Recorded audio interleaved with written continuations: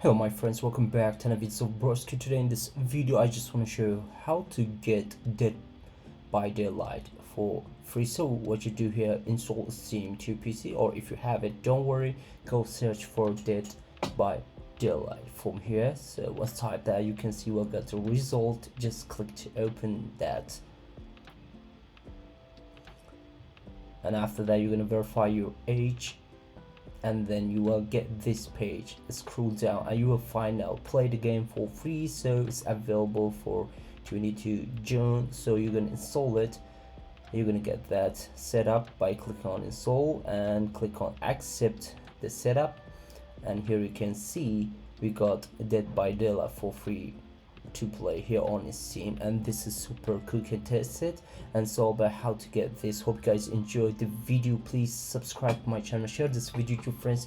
If you like the video, don't forget to hit the like button. See you until next quick tutorial videos. Bye bye my friends, peace.